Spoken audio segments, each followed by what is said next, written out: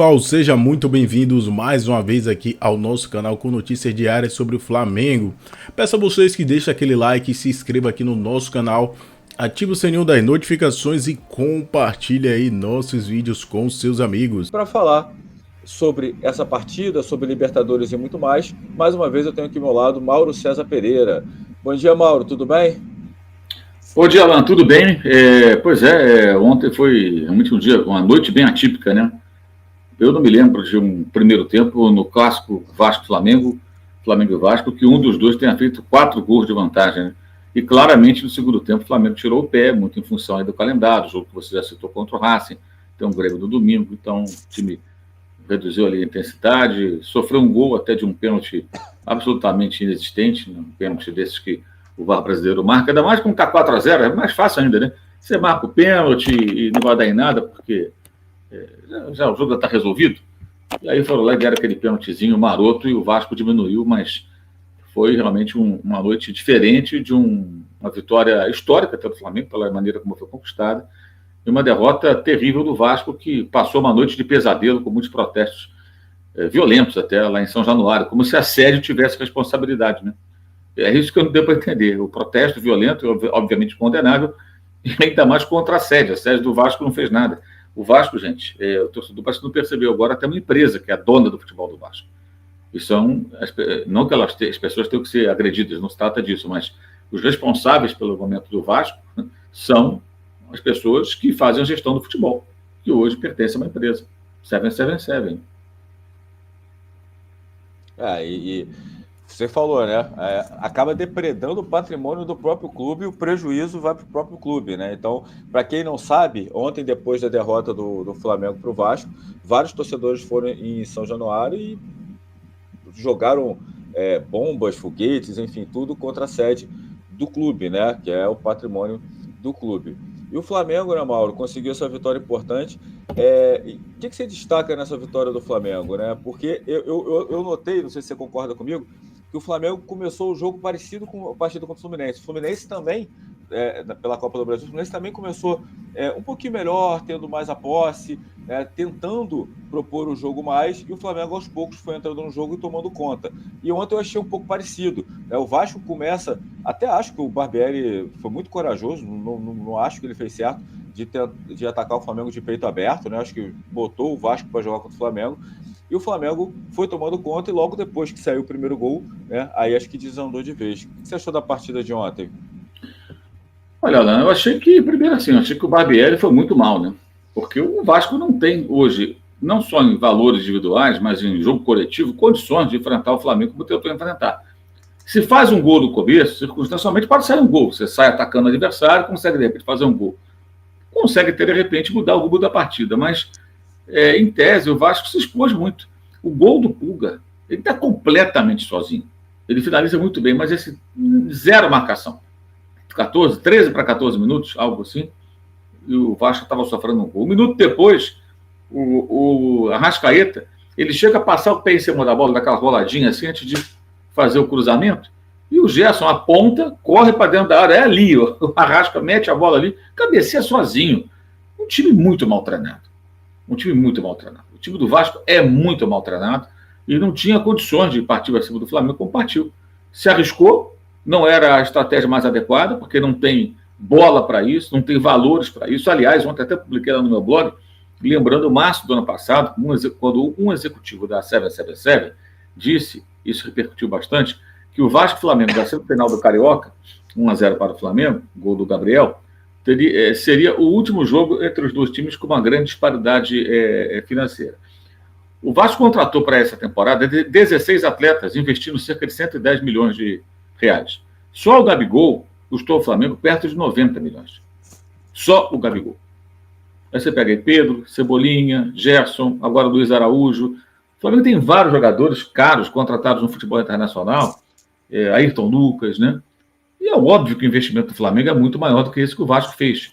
Mas não foi feito de uma vez só. O Everton Ribeiro chegou ainda na outra gestão, do outro presidente, Bandeira de Mello, 2017. Fez 6 anos de clube, faz hoje, né? 6 anos de clube, Everton Ribeiro. Então você tem jogadores que chegaram em 17, 18, 19, 20, 21, 22, 23, e alguns saíram, outros chegaram. alguns livres, como Felipe Luiz, Rafinha lá atrás, outros, Rodrigo Caio, contratado, o Flamengo pagou, ano passado o Santos goleiro, que agora está na reserva. Então, assim, um time não se forma assim, no estalar de dedos e nem se investe, dificilmente se investe tanto dinheiro assim de uma atacada só. Então foi uma promessa que não foi cumprida até agora. E além de existir ainda uma disparidade técnica e de investimento entre os times, existe também uma disparidade em termos de trabalho. Embora o Barbieri tenha começado no dia 12 de dezembro do ano passado. O Vasco tem um trabalho, e o detalhe, treinou 9 dias para esse jogo. 9 dias. Então acho que o Flamengo ontem ele soube tirar proveito ao enfrentar o seu grande rival, num momento de extrema fragilidade, um trabalho muito ruim, muito ruim. E eu não entendi até hoje por que o Barbieri foi contratado, porque ele já fazia um trabalho ruim no Bragantino, no Red Bull Bragantino, no passado. Foi uma campanha tétrica. O time ficou em último na fase de grupos da Libertadores, nem Sul-Americana conseguiu alcançar. Já vinha se arrastando no final da outra temporada, aquela final mesmo da Sul-Americana contra o Atlético lá em Atlético Paranaense, lá em Montevideo, foi muito ruim em 2021. Então, por que o Barbieri? O que o Barbieri fez para o Vasco apostar nesse treinador? O que ele fez no ano passado? Nada que justificasse. Então começou errado e o Flamengo aproveitou ontem, pegou um Vasco muito frágil e fez 4 gols, depois administrou, tocou passe, pensou nos jogos que tem essa semana, Racing quinta e Grêmio no domingo no Maracanã, os dois, então foi assim, uma vitória bem tranquila, e o Flamengo tivesse vencido o Cruzeiro, né? O que não mereceu vencer pelo segundo tempo especialmente, mas foi em casa, tivesse vencido, estaria hoje acho que em terceiro, né? Ali colado no Palmeiras. Mas está na briga ali, vai provavelmente brigar para as primeiras posições, o campeonato está só no começo, o time do Flamengo está num momento bom, são 8 jogos sem perder, né? E com 2 atuações em clássicos convincentes. É claro que o Vasco não é exatamente a maior referência, porque ele é um time da zona do rebaixamento hoje, foi muito frágil ontem. Mas uma vitória marcante em cima de um grande rival, mesmo fragilizado, isso tem um impacto, né? Pelo placar, pela confiança que gera, muito mais do que qualquer outra coisa. Um 4-1 em qualquer outro time que não fosse o Vasco, na Série A, pode ter um impacto técnico, um time melhor que o Vasco, no momento melhor que o do Vasco, mas o impacto emocional, junto à torcida, né, é muito grande. O torcedor do Flamengo hoje está achando tudo maravilhoso, porque esse time proporcionou a ele uma goleada em cima do Vasco, com a torcida do Vasco, boa parte dela, indo embora no intervalo do jogo, né, abandonando literalmente o time, porque não aguentou tamanha humilhação. Isso, para o torcedor, é algo maravilhoso. O time se aproxima da torcida, então dá uma boa pacificada aí essa vitória, essas 2 vitórias. Agora, nada vai adiantar se na quinta-feira o Flamengo der aí uma tropeçada. O Racing melhorou, venceu o Banfield no sábado à noite por 2-0, jogando bem o melhor. Poderia ter vencido por mais, perdeu um pênalti, inclusive. E antes tinha empatado com Defensa e Justiça, conseguiu interromper uma série muito negativa no Campeonato Argentino e vem muito à vontade ao Maracanã, porque já está lá classificado, dificilmente perderá a liderança da chave. Então vai ser um jogo que o Flamengo vai ter que ter paciência, contar com a torcida para vencendo, está virtualmente classificado, né? Aí a coisa fica bem mais tranquila. A gente, antes de falar, eu tenho alguns lances, estava vendo os melhores momentos aí, galera. A gente transmitiu a partida ontem aqui pela Action Live, então estamos vendo os melhores momentos do jogo. Antes de entrar, né, em algumas coisas específicas da partida, Mauro, que eu quero comentar, eu até queria te perguntar, né? A gente vem batendo muito aqui na tecla, nesse ponto a gente bate, acho que a gente concorda muito, né? Que às vezes aqui no Brasil não se dá tempo e já chega, já dá um veredito antes, né? Pelo que você tá vendo, eu vou te perguntar em 2 aspectos. Primeiro, fisicamente, você acha que o Flamengo, o Sampaoli falou em várias entrevistas que pegou um time meio quebrado fisicamente, que precisou, que para chegar ao nível que ele queria, talvez tivesse que passar por alguns sacrifícios, como, por exemplo, algumas lesões, né? Mas era a única forma que ele entendia que o time ia evoluir fisicamente, né? E realmente tiveram algumas lesões, mas da partida contra o Fluminense e o Vasco, você já viu um Flamengo melhor fisicamente? E eu até te pergunto isso, porque ontem, no primeiro tempo, principalmente no primeiro tempo, o Flamengo parecia que era o time que tinha descansado a semana inteira, que tinha só treinado, E o Vasco parecia que era o time que tinha atuado na quinta-feira, né? E o Flamengo atuou quinta-feira, e a gente sabe que cansaço não é só de sequência de partida, tempo de partida, tem muito cansaço emocional. E uma decisão de Copa do Brasil contra um rival que é o Fluminense, um Fla-Flu, também pesa. O jogador sai cansado da partida, independente do tempo que jogou, até emocionalmente. E o Flamengo ontem pareceu que estava bem melhor fisicamente, até em relação ao Vasco, por uma semana. Você já viu essa evolução também física? Eu acho que assim, ontem foi um jogo que não dá nem para falar muito disso, porque o segundo tempo o Flamengo dosou energias, né? Já com o jogo controlado. Então o Flamengo não foi exigido 90 minutos, ele construiu a vitória do primeiro tempo, no segundo tempo o Vasco deu uma organizadinha, o Flamengo jogou no ritmo mais lento e pôde administrar. Então não foi um jogo foi um jogo de 45 minutos, né? Mas eu imagino que aos poucos o time vai realmente apresentando algum progresso, está treinando para isso, né? E toda a polêmica da semana passada, mais a cobrança da torcida em cima do time, o que já aconteceu contra o Cruzeiro, eu acho que jogou aí em cima dos jogadores uma responsabilidade, né, que eles têm, né, de apresentar mais também, de se apresentar mais, de fazer mais, né, de mostrar mais, porque eles estavam devendo, né? Os jogadores também estavam devendo bastante. Eu acho que isso também pesa bastante nesse contexto. Acho que o time mais envolvido nos dois jogos contra o Fluminense e agora contra o Vasco da Gama. Os dois jogos, o time bem mais concentrado, querendo se provar, né? E eu acho que isso também pesou bastante depois de uma semana em que vieram à tona aí problemas internos, alguns acho que pouco relevantes, né? Como essa coisa, fulaninho não gosta do outro, isso aí pouco importa, desde que as pessoas trabalhem naquela empresa ou naquele clube com empenho, se são amigos ou não, isso não interessa. Mas outras questões, sim, como a questão de insatisfação por isso ou por aquilo, a torcida, claramente, ela não ficou do lado do time, entendeu que o time tem que oferecer mais e tem que oferecer mais, eu acho que os jogadores perceberam isso também. E o Sampaoli agora vai ganhando um pouco mais também de paz, né? Ele não está no olho do furacão. Agora, tem muitas distorções, né? Eu vi gente ontem falando, o Sampaoli usa o Pulga, por que o Vitor Pereira não usava, que não sei o quê. Gente, o Pulga chegou no Flamengo ano passado, tempo do Dorival. Aí ele sofreu uma entorse, ficou fora um bom tempo, aí não pôde jogar. Quando chegou o Vitor Pereira, ele jogou o Mundial de Clubes, ele foi colocado, inclusive, em campo no jogo do Flamengo, perdeu lá contra o Al-Ahly, ele entra, até falha.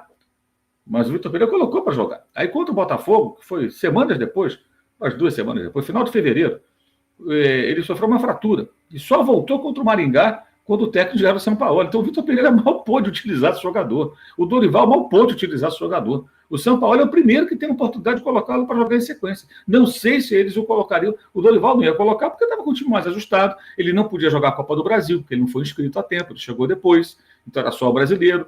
Ele entrava naquele time B, né? O time A estava mais ajustado ali, então o Dorival dificilmente ia quebrar aquilo, porque estava marchando para ganhar as Copas e conseguiu vencê-las, a Libertadores e a Copa do Brasil.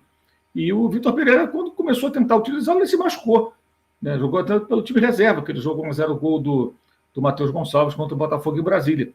E, então, agora que ele está realmente em condições físicas, sem contusão, podendo jogar uma sequência de partidas, ontem ele fez um gol, um chute muito bem colocado, vai ganhando confiança.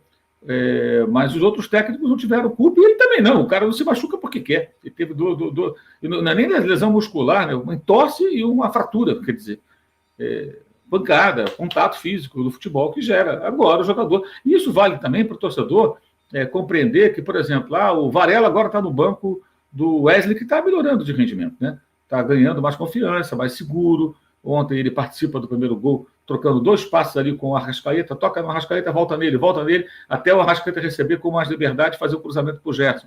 Ele teve essa participação. O Pedro roubou a bola do primeiro gol. Você vê que os caras que vão começar... O Pedro tão mal contra o Cruzeiro, ontem foi mais participativo. Ontem ele trabalhou mais. A gente fala sempre isso, ele tem que participar mais. Participou ontem. Participação importante. O primeiro gol ele que toma a bola. E aí a bola gira, chega no Pulga, livre, um latifúndio ali para ele, olha, pimba, lá no ângulo esquerdo do Léo Jardim, o Flamengo ali abriu o placar. Então é bom entender que, assim, como o Pulga hoje, amanhã o Varela pode ser útil também. É um jogador experiente, foi convocado agora pelo Bielsa para a seleção do Uruguai. Sabe que esse cara é uma porcaria? Não é uma porcaria. Agora é um lateral de outra característica, que o Flamengo pode utilizar em outros cenários. Quando precisar de uma linha de 4 mais defensiva, tiver com o Luiz Araújo, ele pode ser mais bem aproveitado. O Flamengo vai ter um jogador para usar o corredor direito. E talvez o lateral mais contido, que não vai tanto no fundo, mas que vai compor bem a linha defensiva, vai ser útil em alguns momentos. Então, o torcedor tem que entender que, às vezes, a adaptação de um atleta depende de tempo, problemas físicos que têm que ser superados, tem a questão também do ambiente, alguns são mais introvertidos, são poucos jogadores que chegam no clube, ainda mais vindo de outro país, e se adaptam instantaneamente. E o caso do Pulgar, eu acho que ele é bem claro. Você vê que é um jogador que tem bons recursos, né? Um jogador que sabe bater bem na bola, boa virada de jogo, cumpre bem ali o seu papel, melhora a qualidade do passe ali, a saída de bola. E agora a torcida está toda apaixonada pelo Pulgar, porque ele é um jogador interessante de fato, mas levou um tempinho para poder se adaptar. Eu acho que isso é natural. E até a questão física também. Com o ritmo de jogo, melhorando também seu desempenho físico, ele consegue ser mais útil ao Flamengo. Eu comentei isso esses dias no Twitter, Mauro, porque é isso, né? O Pulgar, para mim, ele é um exemplo, às vezes, para o torcedor não descartar de cara um jogador, principalmente um jogador que o torcedor não conhece. Eu duvido que 80% da torcida do Flamengo conhecia o Pulgar antes. Já pode ter ouvido falar, mas ninguém não acompanhava, né? A gente que trabalha com isso tem mais conhecimento, a gente vai atrás, a gente acompanha. Então, eu falava no passado, cara, o Pulgar é um bom jogador. A questão pode ser física. O Dorival deu algumas coletivas ano passado, eu lembro de duas, que ele foi perguntado sobre o Pulgar e o Varela, né? E aí ele meio que ignorou assim, o Pulgar, mas ele falou do Varela. Ele falou, o Varela chegou agora, a gente tem o Rodinei e o Mateuzinho que já está mais tempo no clube, então estão na frente. O Varela, com o tempo, o Varela vai ganhar teu espaço. Então, foi bem que você falou, o Dorival estava ali mesmo com o time já encaixado, tinha aquela gestão de grupo, não vou botar ninguém que acabou de chegar logo de titular, enfim, e foi tentando administrar. Eu até falava, né? Acho que o Pulgar e o Varela acabam que de repente viraram contratações. Rafa atrás, né? Neste momento acontece uma reunião, então, Marra, principalmente ali entre Brax e Abel Braga para definir o futuro do Barbieri. Eu não sei o que pode acontecer, eu sei que eu tenho que concordar com o Barbieri que o trabalho não evolui. Eu concordo com ele também em relação à responsabilidade, culpa, tal, porque culpa, a gente vive num ambiente muito violento em futebol. Bom, o Rafa está na porta de São Januário, eu não preciso falar mais sobre violência. E culpa é uma palavra que, assim, é melhor evitar. Né? Vamos falar de responsabilidade? E ele não está fugindo da responsabilidade, né, o Barbieri. Então, vamos lá. Eu acho que o Vasco vem sofrendo de muitos problemas. Na verdade, eu não sei, assim, a 777, em algum momento, ela fez uma ironia flertando com um mundo maravilhoso e esse mundo maravilhoso nunca existiu e ela não poderia ter feito. Até porque o torcedor carioca, que naturalmente é muito otimista, e no caso do vascaíno estava sentido, carente, ele comprou essa ideia. É um claro desconhecimento, né? É isso. Para com o clube e o futebol brasileiro. Sim, é isso. E o torcedor está sofrido, né, Mari? Assim, Isso. E aí, quando você vê uma palavra de salvação... O próprio Abel Braga, né, contribuiu também, né? E não deveria ter sido feito assim. Esse, para mim, é o cenário, é o que está por trás. O que está acontecendo nesse cenário? O Vasco começa um campeonato brasileiro, o Vasco começa a temporada, em alguns momentos, dando bons sinais. Sim. Bons sinais de evolução de time, que as coisas poderiam melhorar. Até na construção do projeto, né? Quando traz o Barbieri, quando aposta numa identidade de jogo. Sim. Que era um técnico conhecido por trabalhar com uma empresa anteriormente, né? Sim, eu sei das relações dele com o Flamengo também. Onde conquistou resultados interessantes. Sim, levou o time a jogar bem e a final de Sul-Americana. Em campo as coisas começaram a aparecer, tudo. Só que a grande prova se chama Campeonato Brasileiro. Brasileirão. E a grande prova até começa bem, ganhando de um dos supostos candidatos a título, todo no Mineirão. Só que começar bem não quer dizer muita coisa, não. Não quer dizer que já ganhou. Exatamente. E depois, em campo, as coisas pararam de funcionar. Por quê? Porque o caldeirão é muito forte, gente. É muito tenso. E o cenário é muito tenso. Então, agora, ontem, foi um tombo de cara no chão com a realidade. Eu acho que os primeiros 10 minutos foram até legais, mas, de novo, são 90. Então, é preciso ter consistência. E aí, essa inconsistência fica evidente quando toma um gol e desaba. Sim. Exatamente. E o Vasco, ele entra em campo, o Barbieri tinha uma proposta, né? É isso aí, pessoal. Ficamos por aqui e esse foi mais um vídeo aqui do nosso canal com notícias diárias sobre o Flamengo. Peço a vocês que deixem seu like, se inscreva aqui no nosso canal, ative o sininho das notificações e compartilhe aí nossos vídeos com seus amigos. Irei deixar na descrição desse vídeo o link do canal oficial aqui no YouTube da ESPN Brasil.